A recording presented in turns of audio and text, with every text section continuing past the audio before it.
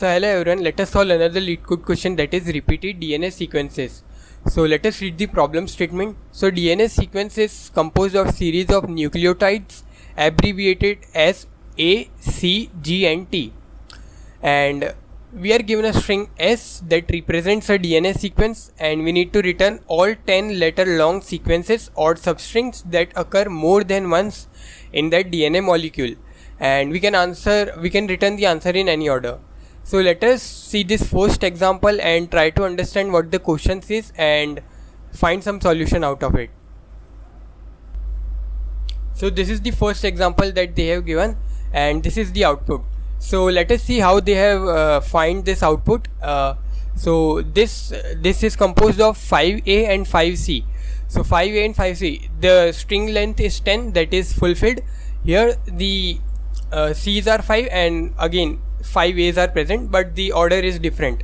So again a length of 10 which contains A and C, and here also a length of 10 which contains A and C. And what they have given, that a particular sequence must occur more than once. That means this sequence as well as this sequence should be occurring more than once in this given string. So let us see if this is true or not. So first we check out for 5A and 5C. So we can see that one string is present here of 5A and 5C. The other is present here, the 5A and 5C. So it is occurring more than once. So that means this is valid. Now let us see for like 5C and 5A. So let us see that. So for 5C and 5A, one time occurred, this is the first place that it is occurring, and the second time it is occurring is at here. So yeah, this is also present more than once, so this is also valid. So let us see like how we can find out this solution. So one thing is for sure that it should be of the substring that we are finding should be of size 10, and that is fixed. So what can we do is we can do a sliding window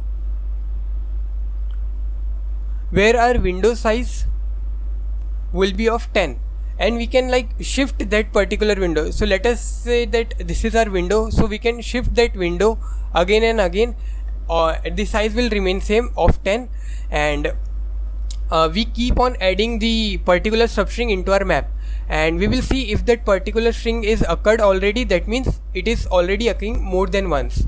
So we can add it to our answer. So let me draw it out for you and understand in more better way. So let me redraw this.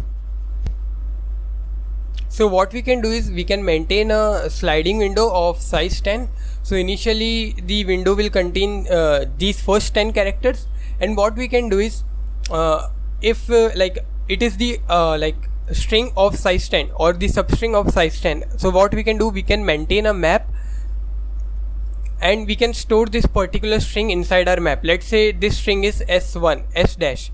So we can store this S dash in our map and count its frequency as 1. Now we keep on moving our window, and this is the second window. So let us name this S2. So S2 will be stored and its frequency will be 1.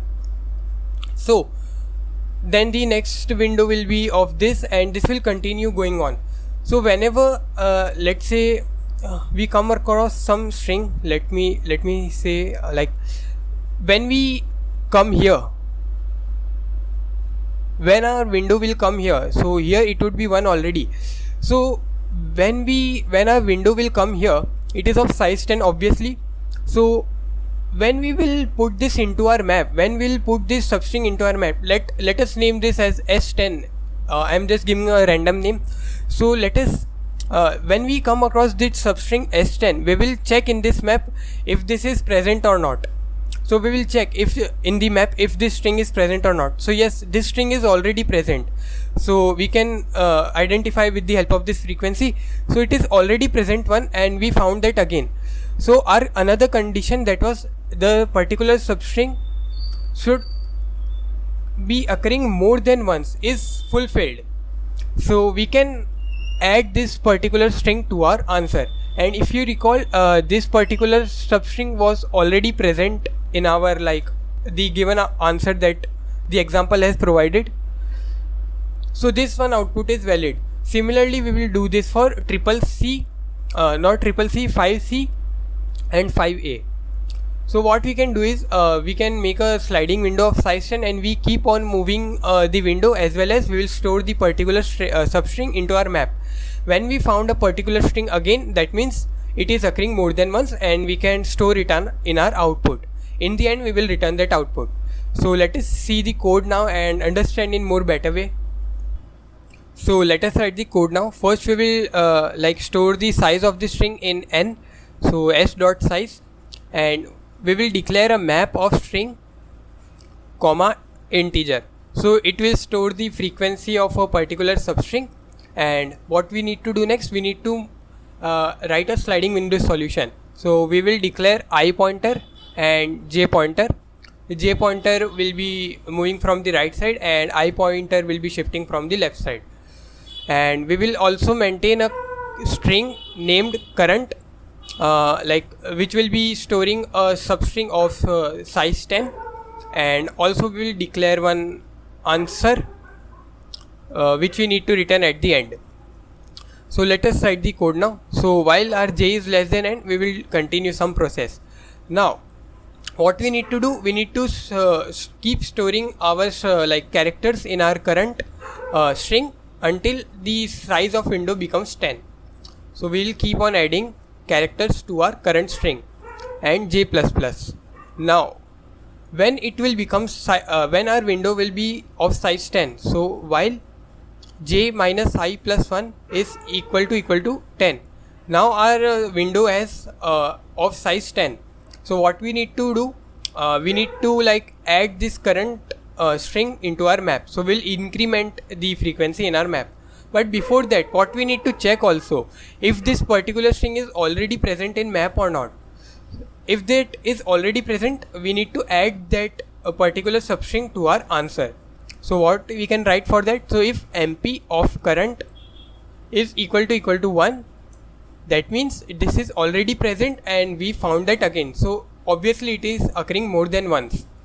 So we need to push this current substring into our answer.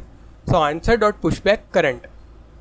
Now we need to move our I pointer from the left side. So I++, but we have only incremented the I pointer. We need to remove the character from this current string also. So we need to remove the leftmost character of this current string or current substring. So what we can do for that, we can use the erase function. So how we can remove the first character? So first character will be always present at 0th index, and since we need to remove only one character, so we will pass 0, 1. So with the help of this, we can remove the first character, and in the end we will return this answer. So let us see if this works fine on sample test case or not. So it works fine. Let us submit it.